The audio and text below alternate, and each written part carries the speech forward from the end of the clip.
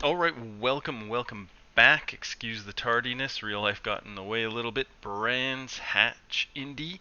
Seems like, it's been at least a couple of weeks since we've been here. However, the Ray changed with its suspension geometry, so everything is changed up.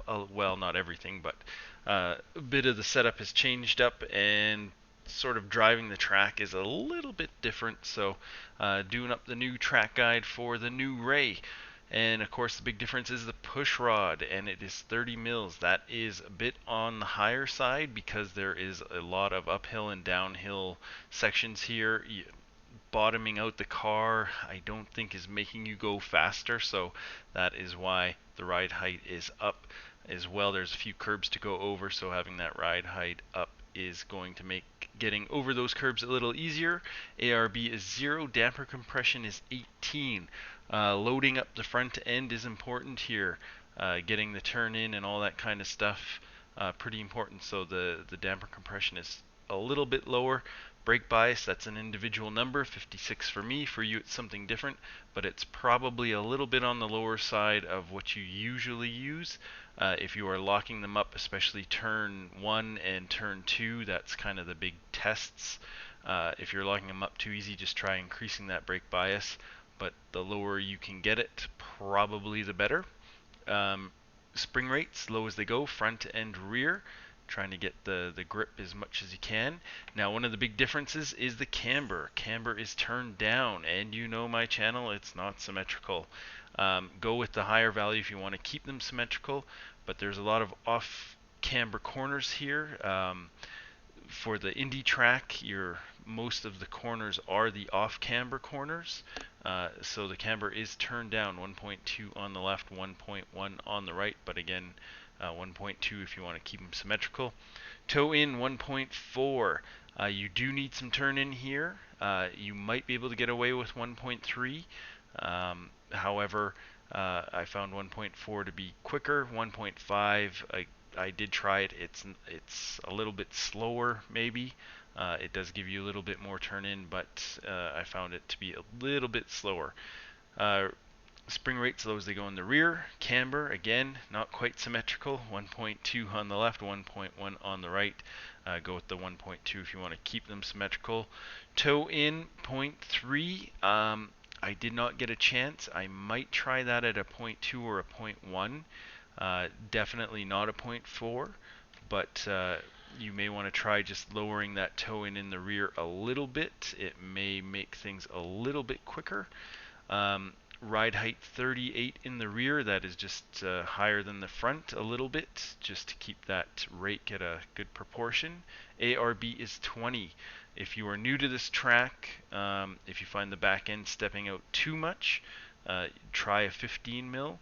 However, I do find the 20 is pretty good at getting the car rotated, which you do have to get the car rotated a bit. There are some long corners in here, and you do not want to be steering a lot of understeer, steering wide. So getting that back end to come around a bit is important. Damper compression in the rear, 6 and 18, kind of the standard. Fuel levels 13 liters for me. I am usually a little lighter on fuel usage. 13 will do it for me, but you may want to have it at 14 just to be on the safe side. And gear stack standard. Getting around here on a short stack is doable. It does actually feel really good getting around here with a short stack. However, in the straight, the start-finish straight, the short stack is going to come up a little short. If someone's drafting on you, they are going to really have an advantage, and if you are drafting off someone, you are not going to have an advantage. So I do recommend the standard stack. So because the track guide is a little late, this is an actual live session, so it's pretty darn accurate. It's moderate usage, so that middle of the road type thing. So coming into turn one, looking for the blue cone, braking just before it. Now you have to watch out. You do not want to be braking and getting your tire on the grass or the green stuff up here. If you do, the back end is really going to want to step out. So make sure you leave yourself enough clearance. You want to be as tight to the left as you can be without going over that line, because you go over that line, you're going to run into some difficulties. Pretty hard in the brakes, down into third gear, and then turning in and releasing the brakes as you turn in. If you are hard on the brakes as you turn in, you are going to spin out, and keeping a little throttle on just to keep that back end planted. It is a bit of a late apex, so do not turn in too early, do not brake too early. If you do, you are going to have to you're going to have to steer to the left to make the apex and all that good stuff, so don't turn in too early. It is a very tricky corner, picking up the throttle nice and early. Better to get onto these curbs than run wide. If you run wide, you are going to be getting into that gravel, and that can be a big problem. It can be saved, but it can be a big problem. So better to get onto the curbs than run wide. And picking up the throttle, like I said, nice and early, unwinding the wheel. Cold tires, there might be a little bit of lifting here. Just you may be sliding wide. You can use all of this green stuff on exit. You can tickle the gravel, but if you put a wheel into the gravel, you are going to get an X. So just watch out for that. I do find it quicker to leave it in third gear. If you are drafting, however, you may be shifting up into fourth. Leaving it in third in real time, in my view, I am braking underneath the bridge here.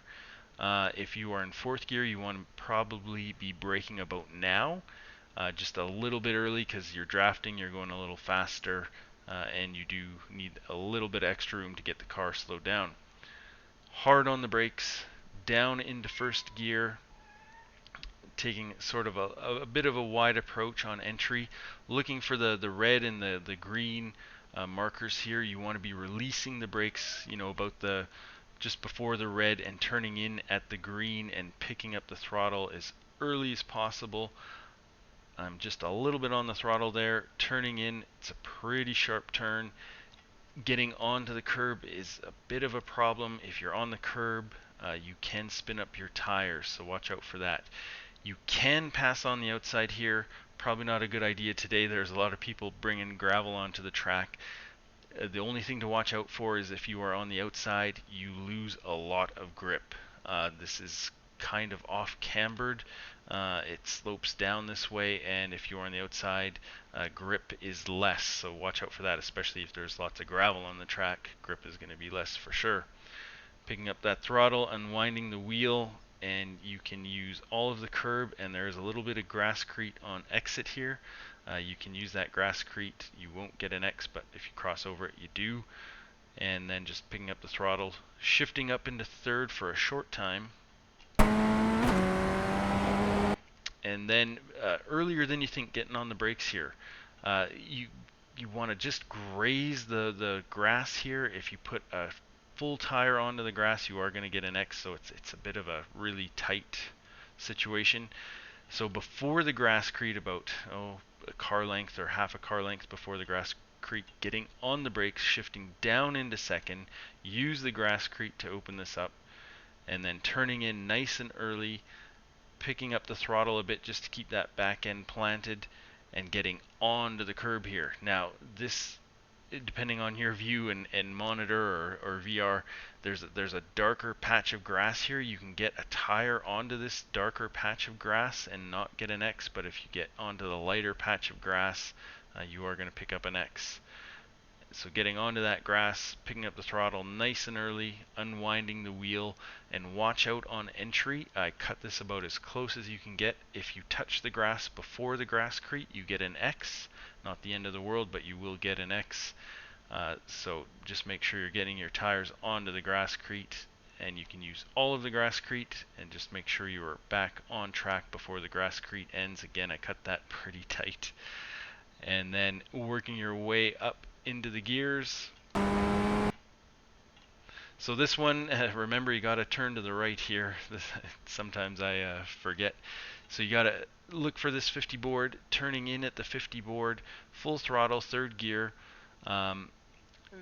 Cold tires, probably a little bit of a lift here until they warm up. Once they're warm, it's full throttle, and then getting onto the fat part of the curb here, making use of all of that, cutting the corner as much as you can. That's why the ride height is up, so that curb is not too disruptive. Just trying to minimize the wheel input, and then getting onto the next curb here as well. And then just before the end of the curb here, just releasing the throttle, getting on the brakes. This isn't a super hard braking zone. And again, this is off camber as you come up the hill here, and you do not want to be hard on the brakes as you do that. If you do that, you are going to spin out. It's a slick corner if you are turning the wheel and on the brakes. Picking up the throttle nice and early, and again getting onto the fat part of the curbs here. Yep, just to cut this corner as much as possible. Picking up the throttle, don't stomp on it. When you're on the curbs, again, the curbs, it can spin up the tires, so that's not good. And then just unwinding the wheel, minimizing the wheel input here, unwinding as quickly as you can, but trying to minimize the wheel input as you turn to the right here. You can scrub a little bit of speed if you are really hard on the wheel. It's not going to cost you a lot of time, but it will cost you a bit of time. And then just hug the right hand side. That's the quickest way to the finish line. Obviously I'm going in for the next lap, and again, this is a turn 1 and turn 2 are going to be the big battles for passing, so watch out for that. People on the inside definitely be going for a pass through turn 1 and turn 2. You got to be trusting in the guys on the inside. If you are on the outside, that is for sure, and if you are the inside guy, try not to take out the guy on the outside. And that is a 48.4. I think that should be a competitive time. So good luck out there. This can be a fun track to race on, but there can be a lot of crashes, a lot of blue flags as well. People crashing out. It's a short lap, so it's easy to catch guys who had to go into the pits and get a repair.